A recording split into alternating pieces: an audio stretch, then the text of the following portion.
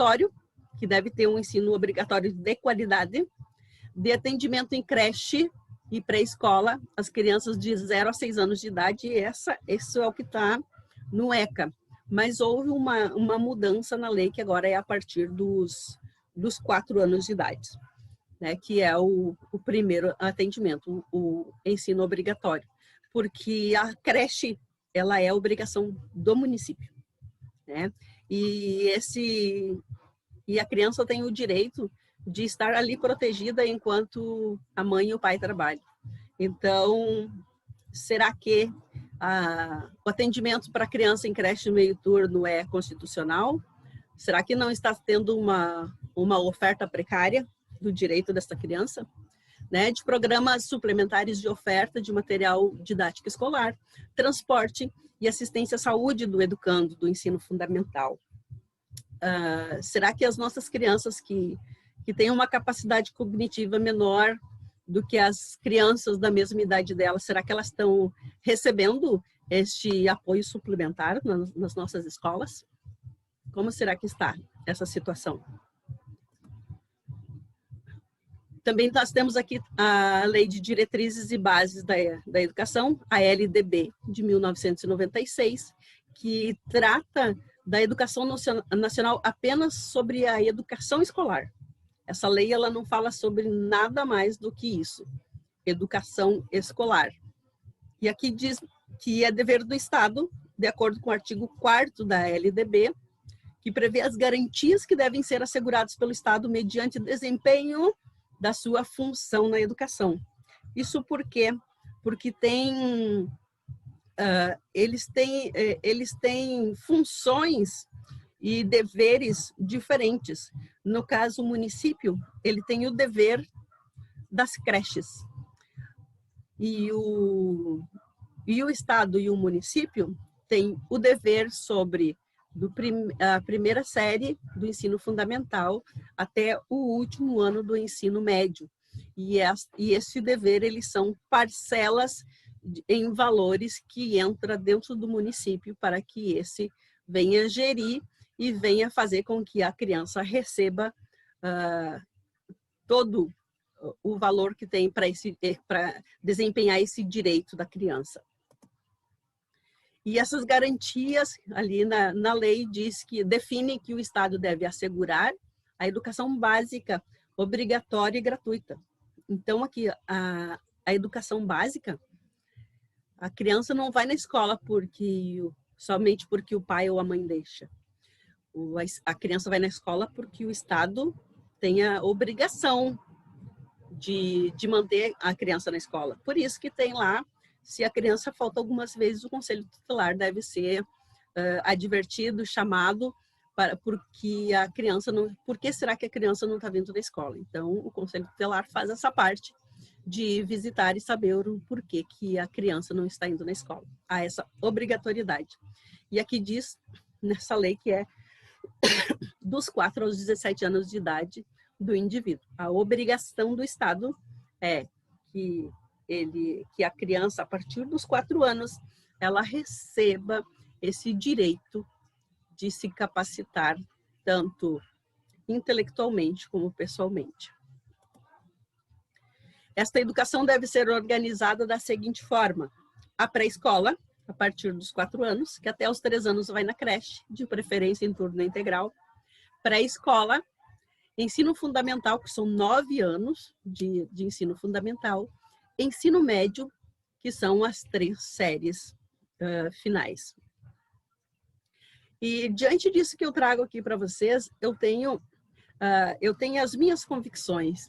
Eu penso que quando as pessoas que exercem uma função no poder público se conscientizarem de que o caminho para uma sociedade ideal se inicia ali na educação infantil, de acordo com as leis estabelecidas, estaremos realmente resolvendo e erradicando a pobreza, a miséria e diminuindo a criminalidade. Esta é a minha opinião, e eu penso que isso a gente vai conseguir tendo escola em turno integral ou contraturno. Porque com este método as crianças não vão mais passar fome e ainda vão estar protegidas dos frequentes abusos que sofrem por não ter um lugar seguro para para se proteger. Esse abuso pode ser o abuso sexual, o abuso físico, que a criança apanha, o abuso psicológico, que a criança é xingada, é humilhada nos lugares longe de seus pais, né? Então, uma escola de turno integral, ou tendo um contraturno, essas crianças estarão protegidas. O contraturno para o ensino médio, eu penso que ele pode ser assim, ó, um turno para a parte normal, que é como hoje, e no outro turno com prática de esportes, com convênio de instituições da cidade, porque essas instituições têm os seus cursos técnicos ou graduações que precisam fazer os estágios obrigatórios. E por que não usar isso dentro do município, nas escolas municipais, né? Também eu penso que o contraturno para o ensino médio também é importante, e com a prática de um turno, aulas, e no outro turno, técnicas manuais do nosso cotidiano, que é culinária. Quem aqui não precisa cozinhar, né? É bom saber cozinhar. Elétrica. Quantas vezes precisa trocar uma tomada e a pessoa não entende sobre polo positivo, polo negativo, e às vezes ali é só vedar ali um fio e às vezes a pessoa não sabe daquilo. Se ela tiver esse ensino ali básico, ela vai poder consertar suas coisas, né? Hidráulica também, quem não tem uma torneira pingando, um cano pingando, se a pessoa teve esse ensino ali, brincando, né, num momento ali de contraturno, vai ser bom para ela.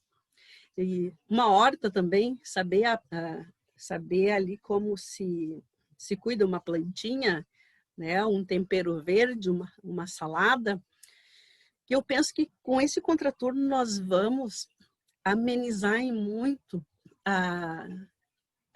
aquele estado de depressão nos adolescentes, porque isso que eles vão aprender e eles vão fazer dentro da casa deles vai lhes trazer um sentimento de utilidade, se sentir útil, e isso é importante para o ser humano, né? Também nas séries finais podemos ter ali o curso de qualificação no contraturno, para que as crianças, que os adolescentes já saiam do ensino médio com alguma qualificação profissional.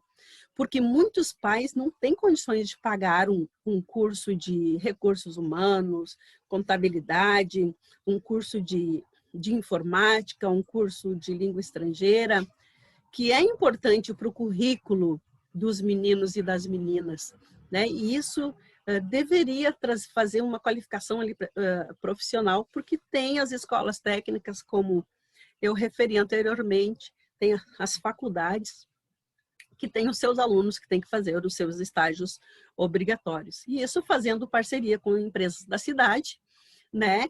E esses meninos, quando sair da escola, já sairão com uma qualificação profissional, e muitos deles podem até sair com um emprego garantido nessas empresas parceiras. E uma coisa muito importante, que é o que eu estou em formação, que é sobre a justiça restaurativa, eu penso que a implantação de prática da justiça restaurativa em todas as escolas, construindo um ambiente seguro para os alunos, professores, equipe diretivas e funcionários, vai ser muito importante. Porque na justiça restaurativa nós temos alguns princípios muito bons, e entre eles como eu gostaria de ser tratado.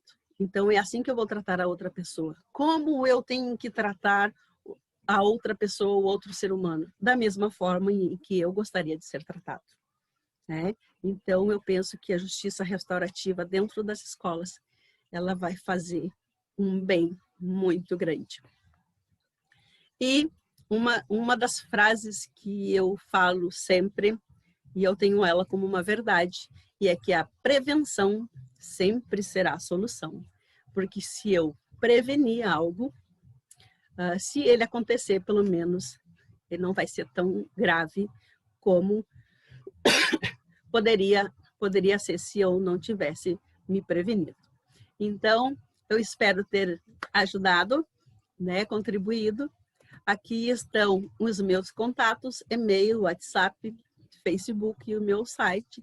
Se você quiser entrar em contato, eu fico à disposição, né, para que sempre que precisares de algo aqui na área tanto da área do direito como da mediação, conciliação ou até círculos de justiça restaurativa, que vai chegar um momento em que nós precisaremos fazer alguns estágios.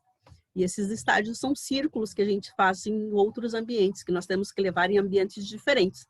Escola, associação de moradores, associação de bairro, empresas, todo lugar que tem uma quantidade de pessoas envolvidas, ali a justiça restaurativa pode trazer grandes benefícios. Então, desde já eu agradeço a Vitória pelo convite, muito obrigado, e eu fico à disposição naquilo que precisar.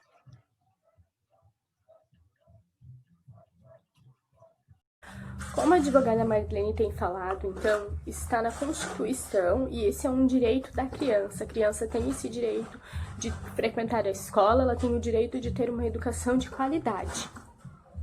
Perguntar, então, bom, mas se a criança entra na escola já na educação infantil, por que não é introduzido as letras para ela neste momento? Por que o mundo letrado não é introduzido já nesta fase? Então, é muito importante lembrar e deixar bem claro que a educação infantil ela não alfabetiza. Quem alfabetiza é o ensino fundamental. O objetivo da educação infantil não é a alfabetização, mas sim o desenvolvimento integral da criança, ou seja, não apenas o cognitivo, mas também o emocional e o socioemocional. Então é importante sempre lembrar, a alfabetização não ocorre na educação infantil. Bom, mas então se não ocorre na educação infantil, em que momento ocorre a introdução da alfabetização?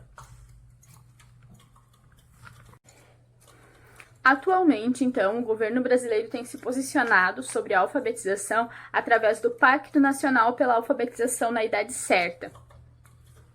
Como funciona, então?